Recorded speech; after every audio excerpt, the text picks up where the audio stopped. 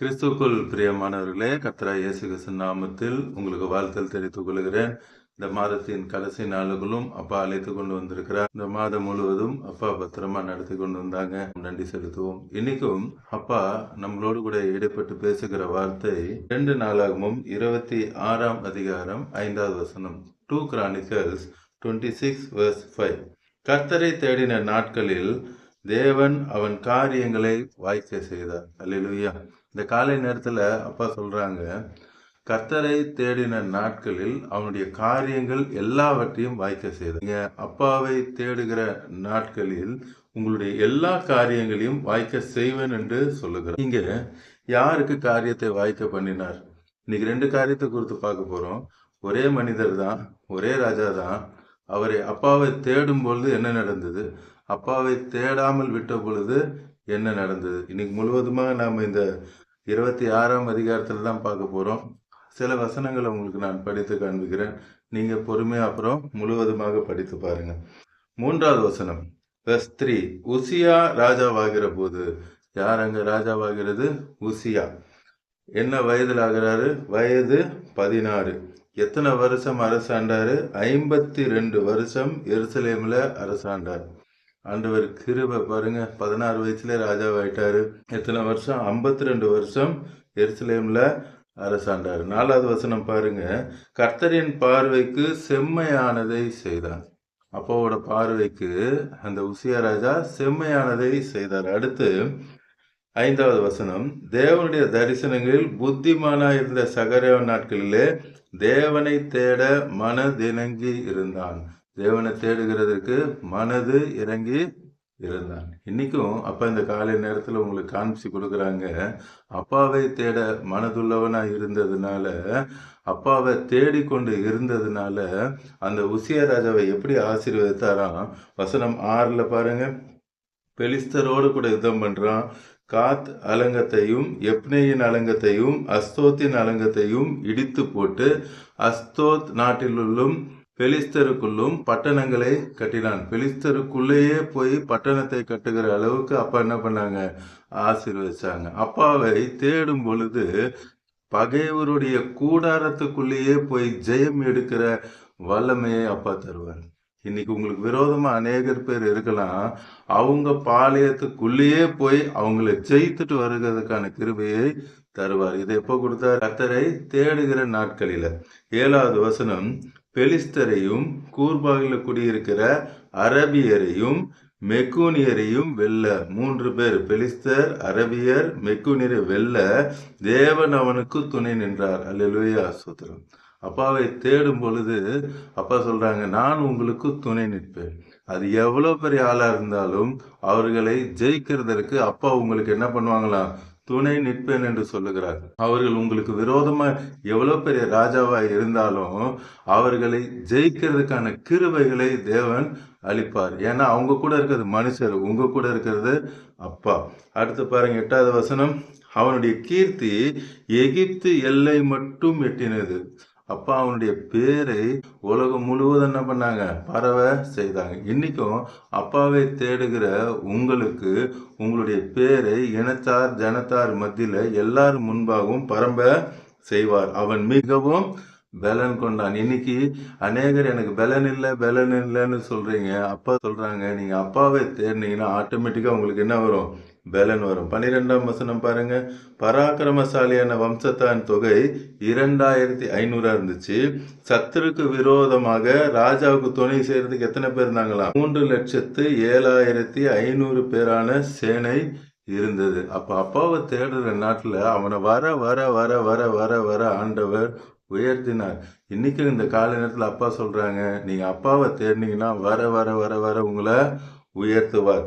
அப்படியே அவனுடைய 15ஆம் வசனம் verse 15, அப்படியே அவன் கீர்த்தி வெகு தூரம் பரம்பிட்டு அவன் பலப்படும் மட்டும் ஆச்சரியமாய் அவனுக்கு அனுகூலம் உண்டாயிற்று.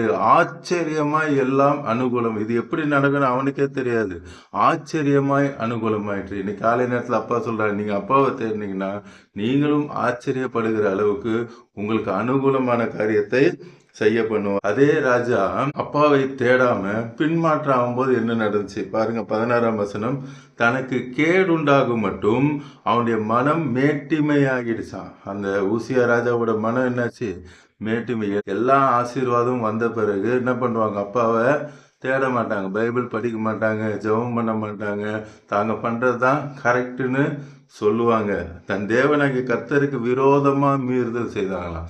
தேவனுக்கு விரோதமா மீறுதல்னா என்னது? பைபிள் படிக்காம இருக்கிறது, ஜெபம் பண்ணாம இருக்கிறது, பைபிள் படிக்கிறது, வார்த்தைக்கு கீழ்ப்படியாம இருக்கிறது. அதுதான் காரியம். இங்க ஆசாரியன் செய்ய வேண்டிய வேலையை இவர் செய்யறாரு, போய் அங்க தூபம் காட்டுறதுக்கு.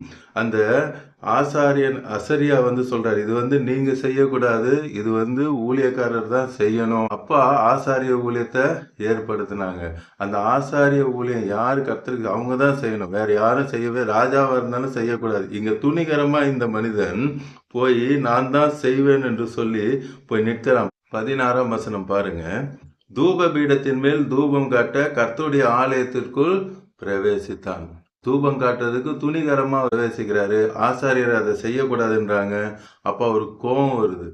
அப்ப ஆண்டவரை விட்டு பின்மாற்றம் ஆனா யார் ஆட்டோமேட்டிக்கா உள்ள வருவா? பிசாசு வருவோம். பேதுரை குறித்து அப்பா சொன்னாங்க, இது நீ பேசல, இது அப்பா தான் உனக்கு வெளிப்படுத்தினான்னு சொல்றாங்க. அடுத்த 5வது நிமிஷம் அதே பேதுருவை பார்த்து அப்பா சொல்றாங்க, அப்பாலே போ சாத்தானே.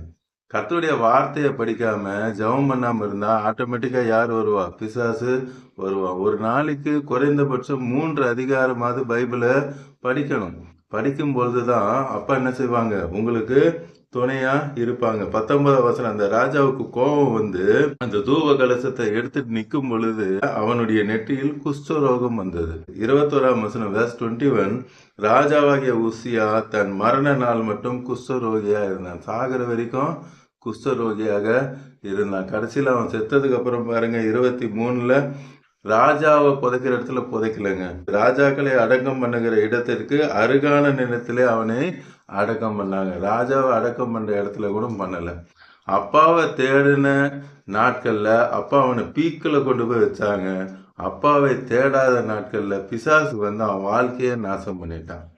அப்பாவோட வசனத்தை படிங்க, ஜெபம் பண்ணுங்க, அப்பாவை தேடுங்க, அப்பா உயர்த்துவாங்க.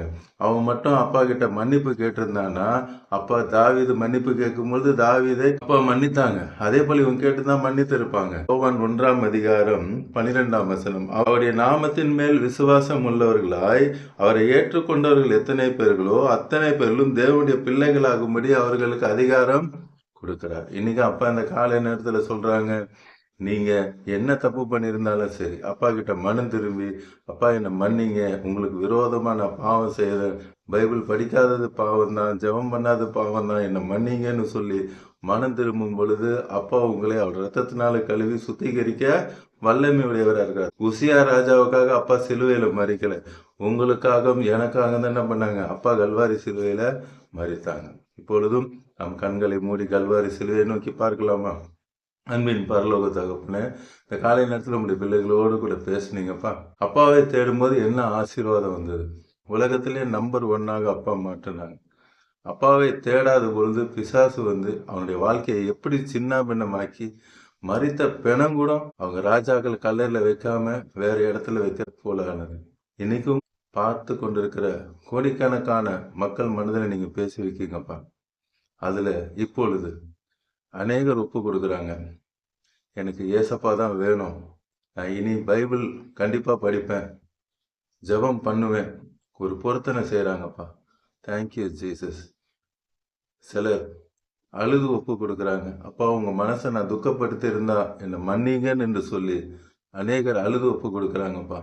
இப்பொழுதும் அப்பா அவங்களுடைய பிரச்சனைகள், போராட்டங்கள் எல்லாவற்றையும் நீர் மாற்றுகிறீர். அவர்களுக்கு முன்பாக எதிர்த்து நின்ற எல்லா பிசாசின் தந்திரங்கள், கிரியைகள் எல்லாவற்றையும் கர்த்தராகிய இயேசு கிறிஸ்துவின் அதிகாரம் உள்ள நாமத்தில் நான் துரத்துகிறேன். இப்பொழுதே விடுதலை உண்டாகிறதுக்காக உடைய பிள்ளைகளுக்கு விரோதமா எழும்பியிருக்கிற எல்லா மந்திர தந்திர செய்வினை கட்டுகளை உடைக்கிற நேசன் நாமத்துல இப்பொழுதே விடுதலை உண்டாகிறதுக்காக நன்றி. பார்த்து கொண்டிருக்கிற உடைய பிள்ளைகளை இனத்தார், ஜனத்தார் எல்லார் முன்பாகவும் நீங்க ஆண்டவரே உயர்த்தி வைக்க போறீங்க. அதே போல யாரெல்லாம் பலவீனப்பட்டு பார்த்து கொண்டு இருக்கிறாங்களோ எல்லாருக்கும் நீங்க அற்புதம் செய்றீங்க.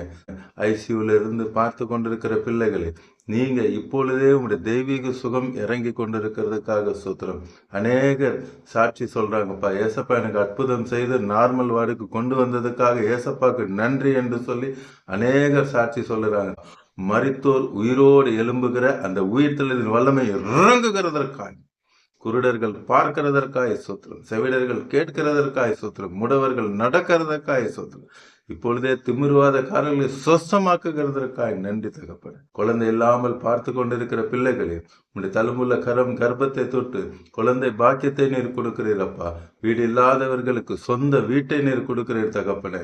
பிள்ளைகளை குறித்து கவலையோடு கூட பார்த்து கொண்டிருக்கிற பெற்றோர்களுக்கு நீர் அற்புதத்தை செய்கிறீர். குறிப்பாக கடன் பிரச்சனையோடு கூட அழுது கொண்டு பார்த்து கொண்டு இருக்கிறாங்கப்பா. இப்பொழுது அவங்களுடைய கடன் பிரச்சனை எல்லாவற்றையும் நீங்க மாற்றி அவங்களுடைய எல்லா பண தேவைகளையும் உங்களுடைய மகிமையின் ஐஸ்வர்யத்திலிருந்து நீர் சந்திக்கிறீர்.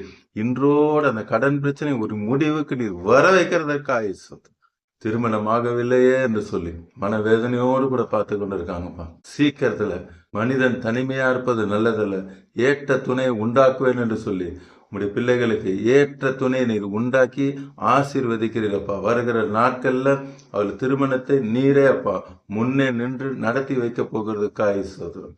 பிள்ளைகளுக்கு ஞானத்தை கொடுத்து நன்றாக எக்ஸாமினேஷன் எழுத நீர் கிருபை செய்கிறதுக்காக நன்றி. இந்த மாதம் முழுவதும் கண்மணியை போல பாதுகாத்ததுக்காக நன்றி அப்பா. பார்த்து கொண்டிருக்கிற கோடிக்கணக்கான பிள்ளைகளை தகப்பன் நீங்க ரட்சித்து ஆசீர்வதிக்கிறதுக்காக இந்த நாள் முழுவதும் உடைய கரம் கூட இருந்து அவர்களை வழி நடத்த போகிறதுக்காக நன்றி. இயேசுவின் நாமத்தில் ஜெபிக்கிறேன் நல்ல பிதா.